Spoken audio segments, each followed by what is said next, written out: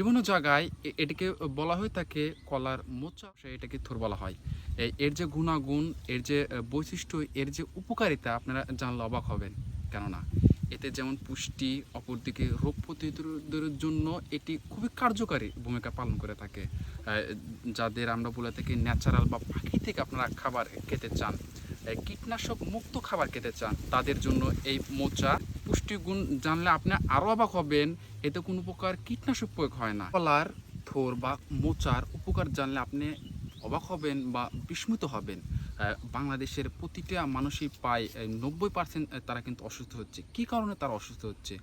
এই কীটনাশক বা কেমিক্যাল জিনিস খাওয়ার কারণে, ফল বা সবজি খাওয়ার কারণে তাদের এই সমস্যাটি হচ্ছে। এজন্য প্রাকৃতিক একদম ন্যাচারাল আল্লাহ তাআলা প্রদত্ত এই যে ফল আমরা বলে থাকি মোচা বা কলার থোর, এটি খেলে এই শারীরিক যে সমস্যা আছে এগুলো নিরাময় হয়।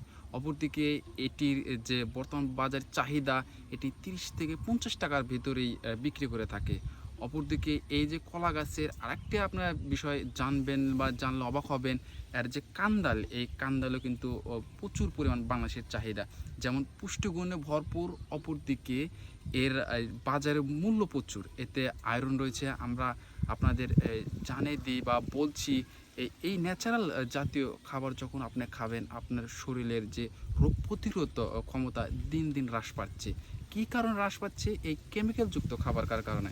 এর জন্য আমরা সবাই ন্যাচারাল প্রকৃতি থেকে যে উৎপাদন হয় বা যেখানে কেমিক্যাল ইউজ হয় না, সেই খাবারগুলো খালি এই সমস্যা নিরাময় হবে। এজন্য বলে থাকি এটি একটি মহা ঔষধ সকল রোগের জন্য।